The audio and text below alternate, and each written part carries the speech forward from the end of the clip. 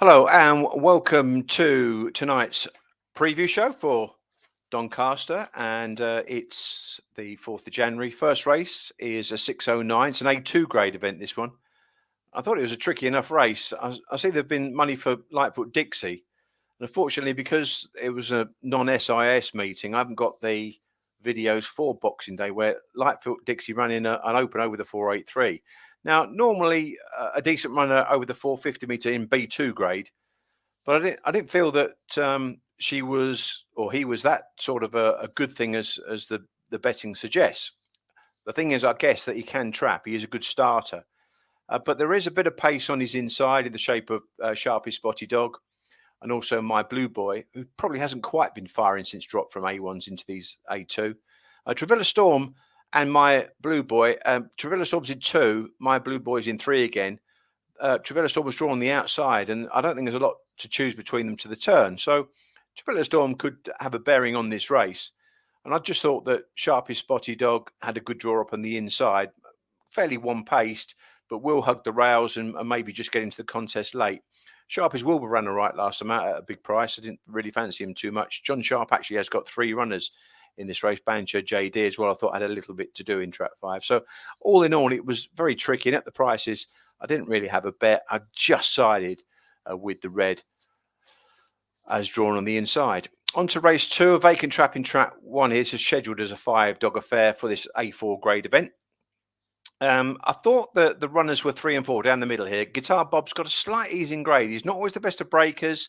I'm not convinced he stays this far. He was a decent runner over the 450 meter trip, but he's not always the best of starters. And I say he's got that early. Whether he really stays or not, don't really know. 4-1, I had a little nibble on him, but I would probably want to play the pair of them here, 3 and 4. Rolo Lotto's got some kind of a squeeze and trapping nicely, turning behind Guitar Bob and maybe outstaying that rival. But again, at the prices, probably would have to be 3-1 each of 2.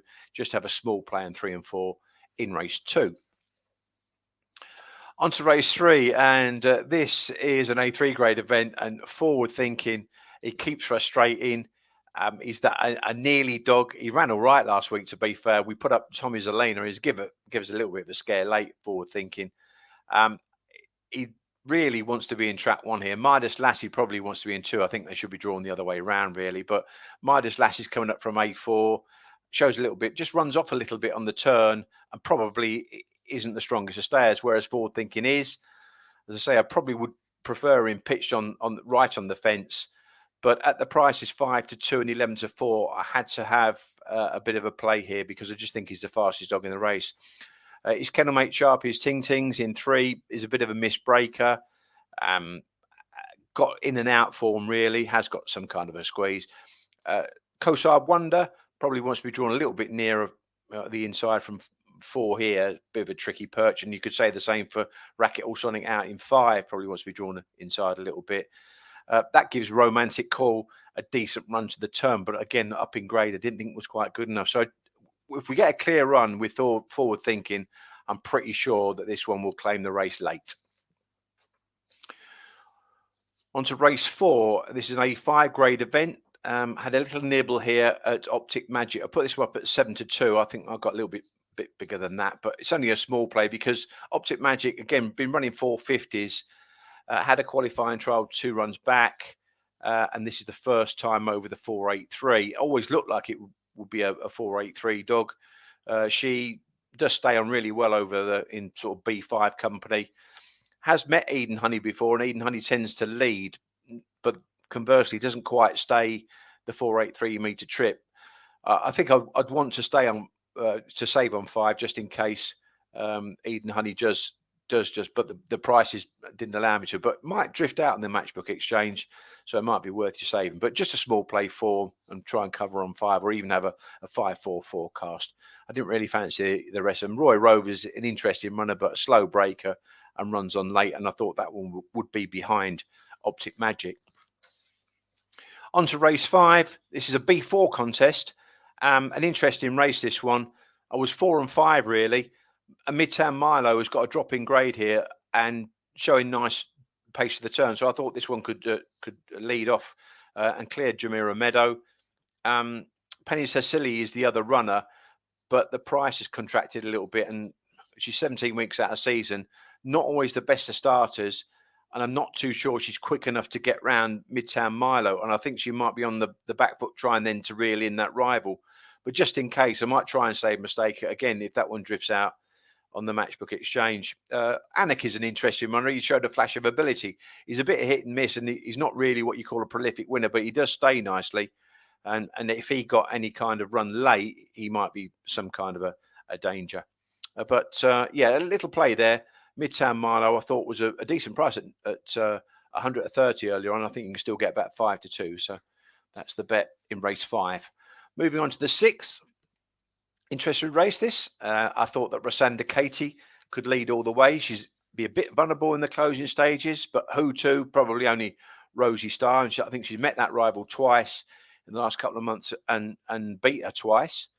Kilberry Tigey and Fairy Hill Run met last time out. The draw was switched, and I think Kilberry Tigey can lean into Fairy Hill Run here. They could clash on the way to the first turn. And Gemma Pops is very, very hit and miss on the inside. That one met Rycliffe Cleo in the same boxes. Again, that was a bit one-paced. I just think that Rosanda Katie's got the best early in the race. 4 edge in for her as well. Rosie Star will just run around the outside and stay on late. And they probably go together as well as a reverse forecast, 5 and 6 there. But that's a 7:36 play then. Rosanda Katie to lead all the way. Onto the sprints. We've got plenty of them tonight. This is a D3 grade event, and these are drawn completely and utterly wrong. It's poor grade, really. Cedrina will smash out, move into lane 2. And last week, actually, Wacky Hacky was in 3, missed it, rushed up and went to go inside Cedrina. I keep thinking that Wacky Hacky is going to win a race. Was all right at Central Park, and I've played this one at big prices in much better races than these. But I'm a bit worried here because Franey Flight's normally a good breaker in Trap 2 and moves right the way out into lane 4. Mineola Swift was a dog that kind of caught my eye on a couple of occasions, only had 3 runs, and then went and won when we weren't on last week. But ended up on the outside of dogs, and that one wanted to come in. And I think if you look through the previous couple of lines of form, was more likely to go in than out, and that one stuck out in 4. So I think they're all drawn wrong. Moss Blue Boy should be in 6, and Parish Bulletin should be in 5. So all in all, it was a bit of a mishmash. I nearly went with Franey Flight around about 5 to 1 to smash and sort of belie the draw already, because when you're in 2 and moving into lane 4, it's not, as you know, I'm big on lanes. It's not ideal, but probably a no bet. But if 2 did go out to say 6 to 1 on the Matchbook Exchange, I'd have a little play. The next sprint is already a 5-dog racetrack. 6 is vacant. 1 Dido Bell, 2 Jinxed, and Jim the Liar all met when they got beat by Crooks Hercules. And I kind of favoured Dido Bell on that occasion, and she nearly came round on the inside. She's not always the best of breakers, but I just think she's starting to break that little bit better in recent times. And I thought she could hold Jinx to the bench. She got a little bit squashed, and that could happen. But at 4 to 1, I had to have a little nibble because I just made Dido Bell favourite in this contest, 1 over 2 and 6. Kilgranny Misty has been off 16 days, and she has been easing into the turn. So I'm guessing that Gary Vincent's had a few problems keeping her sound. Mil McGeary, a slow breaker, not really a sprinter, and I think he'll get really tap for toe in this sort of event, and it will be over before he gets going.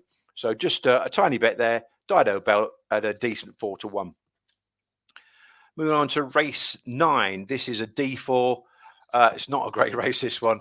Clonlalis Blue Lee smashed out against a couple of these last time out. Little Lee's Girl, and Little Lee's Girl actually outpaced Clonlalis Blue Lee, who kind of smashed out, moved off a little bit, and then jigged back. And again, I think probably Little Lee's Girl should be drawn in red here. Drunkrow Yank, keep getting that one wrong. Drunkrow Yank in Trap 6 is a bit pacey, but he's a bit proppy on the turns. But I think he's got a little bit of an easing company here. And Listoff Jet in 5 will move middle for him. So it's not beyond the realms that he could. I've just made him slight favourite. But again, a 3 the field race, and there wasn't a lot of value at the prices. On to race 10. Again, tricky enough. Mayhem's probably the fastest dog in the race in Trap 3, but Cleese Domino will definitely smash and move out into lane 3 herself. She's been a bit tap for toe of lately. She was running all right, and she's a bit of a chasey type, but she got completely and utterly lapped at the bend last week. Kurt's Rush has got a decent enough draw, but I'm not too sure whether that one's good enough or not. Burnfoot Tango running his race, and Midas Pauline's very, very hit and miss. So all in all, it was a tough enough race. Meat Mayhem deserves to be favourite, not as short as she is, and because she's got that tricky draw with the two moving off. Moving on to race 11. This one is a tricky enough race. I was kind of minded to bet 6. It was 15-8 in the earlies, and I made him around about 7-4, with Moss Millie, the danger in red. Other than that, I didn't really fancy the rest of them, but the price is contracted, and all in all, it was a no bet for me. I might just bet Moss Millie a place on the Matchbook Exchange in the 9-12. On to the last and the best bet on the card is Midtown Zero. Not always the best of starters, but got a nice turn of early. Rocky Hayes is a bit one pace and actually lacks pace. Maya Pippin misses it, goes to the bend and dabs the brakes and doesn't seem to win, and been made very, very short on about 4 of the last 5-6 occasions. Richtail Tiny, I couldn't catch my breath with this one last week. Absolutely walked out the box. I expected him to get a decent break and again meet Make My Day Punk. But as I say, it was a really, really poor break. At double figures, I might even save on Ridgedale Tiny. Polo Marco looked completely and utterly wrong last 2 races. I don't know how this one's on the card, actually. I would have thought it would need a rest. And Eden Regal's a little bit of a one pacer and actually did beat Mila Pippin last week. I don't fancy Mila Pippin, so I don't really fancy Eden Regal. So a decent bet there. Midtown Zero went to the bend last week and kind of either got bogged down at the first bend or maybe even hit the rails. I just think with a decent start here, can get up inside both 5 and 6 and be away and gone. Let's have a look then at the bets. Up on the screen there, Forward Thinking, 0.6 of a point at 5-2. I think will be much shorter come the off. Small bet on Optic Magic on what I think she can do rather than what I know, but I might even try and save maybe 5-4 there on the early bird in 5. 7-18, Trap 4 Midtown Milo. I think this one could lead all the way. And don't forget, if Penny Zassili in Trap 5 does go out to about 2-1, then I'll probably just say mistake. Rosanda Katie, I think this one will lead all the way. And just in case she does fluff it, then I think Rosie Star could get into the contest. And again, 13-2 is far too big.